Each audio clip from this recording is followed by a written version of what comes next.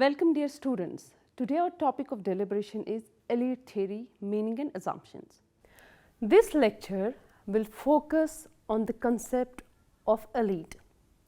The lecture will also focus on some of the characteristics of elite theory and will analyze classical elitism. And in conclusion, we will see what elite theory comprises of. The study of politics is concerned with the description and analysis of the manner in which power is obtained, exercised and controlled, and the purpose for which it is used, the manner in which decisions are made, the factors which influence the making of those decisions, and the context in which those decisions take place. Hence, political sociology is understood as the study of power. Machiavelli, Hobbes, Harrington, Pareto, Mosca, Michels, Dell, Easton, Kaplan, Lasswell, Morgenthau, and Parsons made notable contribution to this perspective. This topic discussed the definition, evolution and theories of elitism, as well as the concept of bureaucracy and social ethics in society and economy. The study of politics is concerned with the description and analysis of the manner in which power is obtained, exercised and controlled, and the purpose for which it is used, the manner in which decisions are made, the factors which influence the making of those decisions, and the context in which those decisions take place. Leading social theorists have sought to prove that there may exist in any society a minority of the population which takes the major decisions in the society. Elite theory envisions society as divided between the mass of people and a ruling minority, where the political power and the power to take and impose decisions valid to the whole society always belong to the latter. The purpose of elite theorists is to find a scientific explanation of the fact that no matter when or where in every society, the majority of the existent resources, economical, intellectual and cultural, are concentrated in the hands of a small group of individuals, which use them to exercise power over the rest of the population.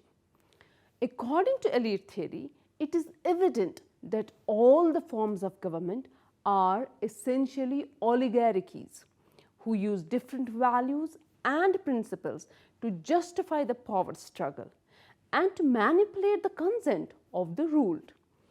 At the beginning of the 20th century, an increasing number of studies approached this phenomena, but the topic became dominant only starting from the second half of the 20th century. To better understand the term elite, it's necessary to distinguish between two different uses of the term. The first comes from the Latin word elegere and is used to express a positive meaning. The spirit of this connotation is due principally to the works of Wilfrid Pareto and also used as a synonym of elite. The term aristocracia, aristocracy, referred to the best.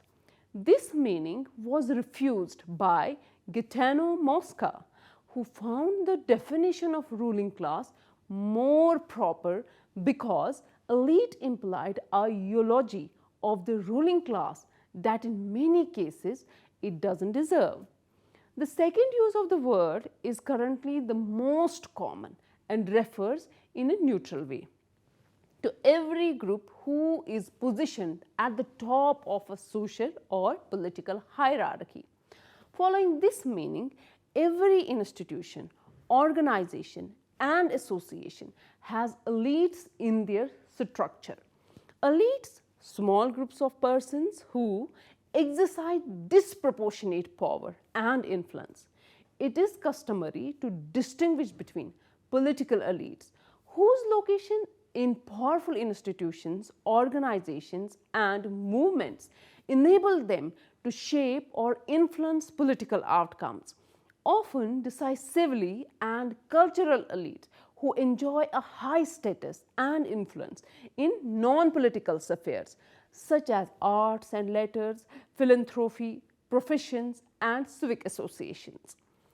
Elites seldom enjoy complete autonomy to carry out major initiatives and to perpetuate their hold on power. Elites need non-elite support. To win it, elites may appeal to non-elite interests and to shared political orientations. Failure to win non-elite support frequently shortens elite tenures or undermines their power. How much autonomy elites have and should have are questions that have been in long discussion of democratic elitism. In his seminal book, Capitalism, Socialism and Democracy, the American economist Joseph Schumpeter, he argued that democracy is simply a method by which voters select governing leaders and elites, who should then be left alone to get on with the business of governing. For Schumpeter, in other words, democracy combines autonomous governance by leaders and elites with time-limited mandates to govern given by the voting public in periodic elections. However, many critics of democratic elitism assumes that leaders and elites are creative and responsible actors who can safely be entrusted with autonomy. Three of the most influential figures in elite theory, the jurist and philosopher Gaetano Mosca, the economist and sociologist Wilfred Pareto, and the political sociologist and economist Robert Michels, also stressed the persistence of elites. The formation of elite groups, they argued, is inescapable in modern societies and imposes limits on what is possible in politics. They maintained, for example, that genuine democratic systems are impossible because there will always be self-interested elites who will out-organize and outwit the people. The most that can be hoped for, in their view, is a relatively liberal but still quite unequal order led by elites who are capable and enlightened. But they noted elites in most societies, both historically and in the present, fall well short of these attributes. So politics is likely to continue to involve fierce power struggles between ambitious elites. The elitist tradition strongly affected the analysis of political phenomena during the 20th century by developing a democratic elitism that interpreted liberal democratic regimes according to a model of institutionalized competition between ruling elites. Now, democratic elites played a prominent role in explaining the third wave of democratization that took place after the Second World War by providing a conceptual and explanatory framework for the emergence of regimes exceedingly dependent on well-organized, centralized mass parties. However, this framework and in practical effects has been challenged recently not only by populist political movements but also by theories of deliberative and participatory democracy, which emphasizes the direct involvement of citizens in informed processes of collective decision making, thereby accusing democratic elitism of being either a perversion of democracy or no democracy at all. Still, the fact remains that current liberal democracies done to preserve the party-dependent model that prompted the rise of democratic elitism in the first place, and that the revival of populist discourse produced the consequences of directing the spotlight of contestation towards extant and undismissed political elites. An inquiry into the connection between classical elite theory and some of the foremost contemporary challenges to liberal democracy remains wanting in the literature. In a general sense, the term elite was employed to refer to commodities of particular quality. In the 17th century, the word elite was broadened to include social groups such as higher ranks of nobility and others that could be treated as better quality to the rest of them. It was only in the later part of the 19th century that the term gained popularity in sociological writings in Europe. In 1930s, sociological theories of elite developed in Britain and America, particularly in the writings of Wilfrid Pareto. Now, Wilfrid Pareto explained the concept of elite in terms of a class of people with highest indices, referring to sign of capacity. For example, a successful doctor has highest index. This class of people is referred to as elite. Therefore, according to Pareto, the elite class comprises all those who have succeeded and are considered by their peers and the public as the best. When he spoke of the elite consistently, Pareto meant not only those who have succeeded, but those who exercise the political functions of administration or government, and those who influence or determine the conduct of governing machinery, though they are not officials or ministers. Basic characteristics of elites. Now, the first basic characteristic of elite is the individuals not belonging to either of the governing elite or non-governing elite are called non-elite. Second, the class of elite is universal and continuous process. Third, the elite manipulate overtly or covertly the political power. Fourth, the elite is having the capacity to establish superiority over others. Fifth, the members of the elite class will always try that the non-elites should not influence social, economic, and political processes in any manner. Sixth, the non-elites respect only such elites who are liberal in outlook and approach, because they alone can help them to come nearer to each other. Bogadas has described, and I quote, "The theory of elite is that in every society there are people who possess in a marked degree the qualities of intelligence, character, skill, capacity, whatever kind, that there are two classes of elites, that the two groups are disjunctive at any given time, that there is an up and down circulation of elite," unquote. Seventh, circulation or upward and downward circulation amongst the members of the elite and non-elite is a typical characteristic of the elite. Now we'll come to the classical elitism.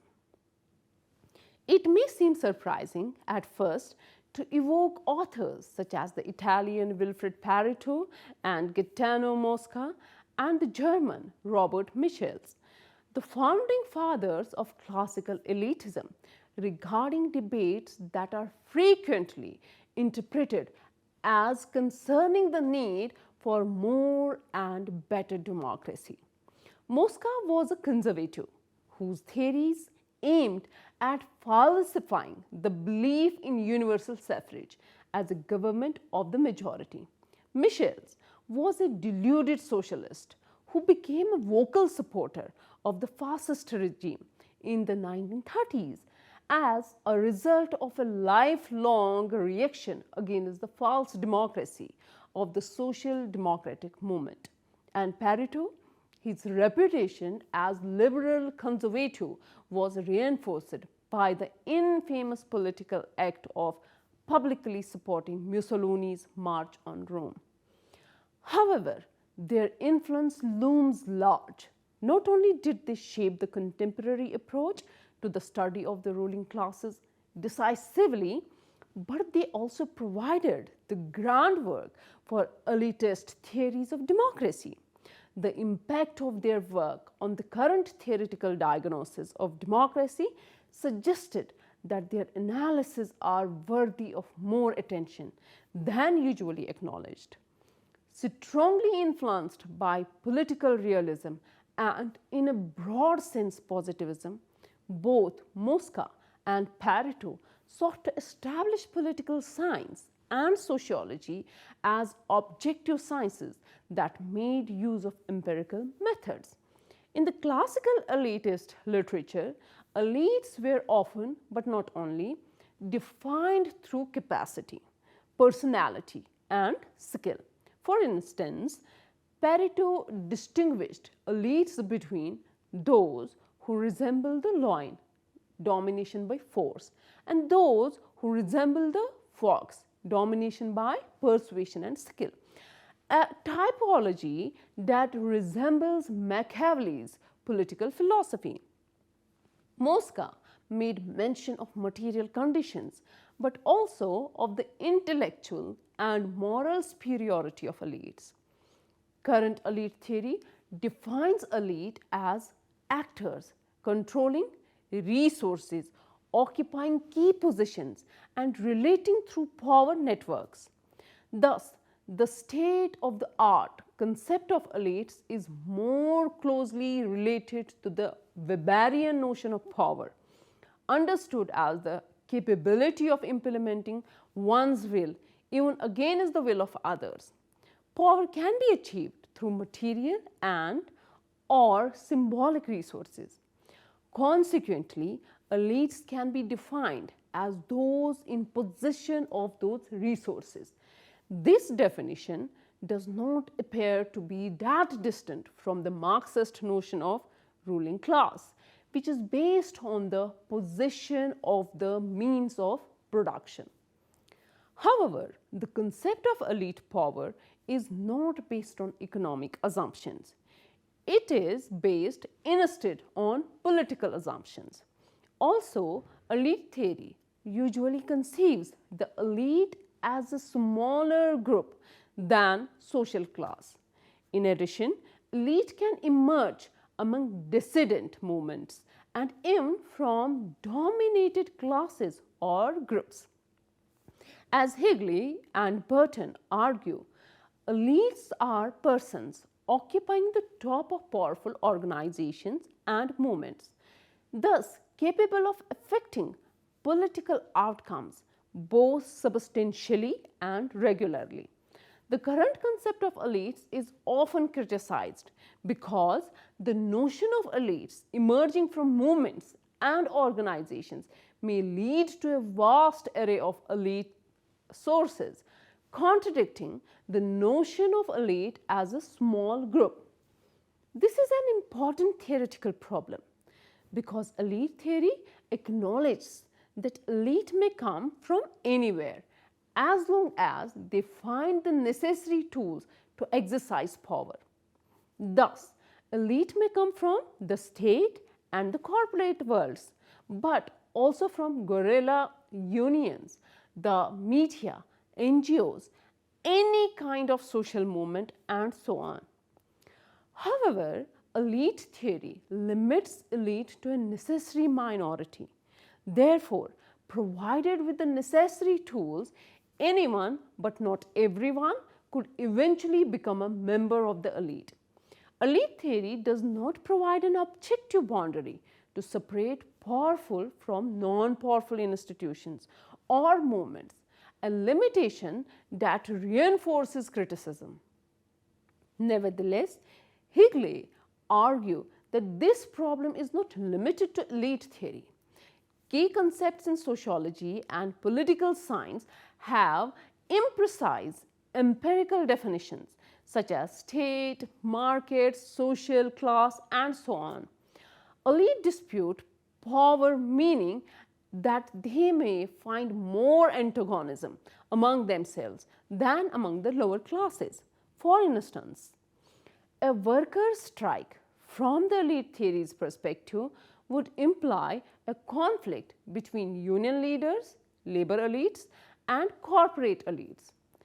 Even a socialist revolution would be seen as a case of elite circulation, where elites are overturned by other elites. The example of a workers' strike brings up the subject of elite sectors. Elites in complex societies are not a homogeneous group nor share the same amount of power.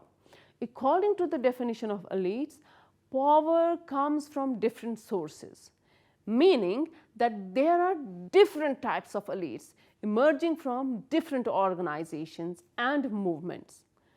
Political elites probably constitute the most researched elite sector, and often in the literature we find the term elite being used as a synonym for political elite. Nonetheless, there is abundant literature on business elite, military elite, media elite, state administrative elite, religious elites, among other elite sectors. Each sector has a specific dynamic of elite recruitment. Elite size and subdivisions may vary in different social contexts, from tribal organization to the multi-state organization, such as the European Union. The mechanisms of elite recruitment within a single elite sector may change over time as well. In a nutshell, classical elite theory involves the following items. First, the primary objective of every or ruling class is to preserve power and privilege. Second, the rule of the elite is based upon, not necessarily explicit, force and fraud. Third, the social structure is sustained by a political formula that typically correlates with a generally accepted religion, ideology, or myth. Fourth, every elite has two opposing tendencies. A, an aristocratic tendency, by which the elite seeks to preserve the ruling position of its members and to prevent others from entering its ranks. B, a democratic tendency, by which new elements force their way into the elite from below. Or second, the ruling class opens ranks and absorbs new elements from below. Fifth, in the long run, the democratic tendency always prevails. Consequently, no social structure is permanent and no stable utopia is possible. Sixth, when the aristocratic tendency prevails, rapid shifts occur in the composition and the structure of elite. For example, social revolutions. The gist of this frame of reference is that the idea of democracy conveyed by contemporary suffragists and socialist movements as synonymous with self-government or government by the people is false for both Mosca and Pareto. This definition cannot be taken seriously because of its practical impossibility and of the inner characteristics of social organizations. No social groups are governed by a majority. All social groups, including societies qualified as democratic, are ruled by a minority. Both Mosca and Pareto tried to translate the simple, almost obvious observation that all organized societies consist of a vast majority without any political power and a small minority of power holders. This was the object of a true science of politics, that is, to understand how the political class recruits itself maintains itself in power and legitimates itself through ideologies. From the classical elitist viewpoint, political representation is only indirectly connected to elections by voters. Primarily, it relates to the ability of an organized minority to force its will upon the disorganized majority, a characteristic that can be found in any political regime. Robert Michels would later delineate this principle in the so-called iron law of oligarchy. Political parties, trade unions, and other mass organizations are invariably ruled by largely self-serving and self-perpetuating oligarchies, which defy attempts at democratic control or participation. In the end, the ruling minority always seek to justify and legitimize its rule through ideological formula, without which the social structure would disintegrate. This is precisely what the theory of democracy as self-government boils down to a myth. In conclusion, we can say there are a number of points spring to mind. First, that any sort of direct democracy in a modern setting is practically, apart from on a very small scale, impossible. Second, that any type of organization will naturally produce a class of leaders, a political class, or ruling elite, will arise because of the iron law of oligarchy, more or less independent from those they are responsible to. When we think about politics, this sounds about right. Politicians are more or less independent from voters. How much is an empirical question? And this is not to deny that numerous factors, including the structure of organization, might serve to reduce that independence. So dear students, this was all for today. Thank you.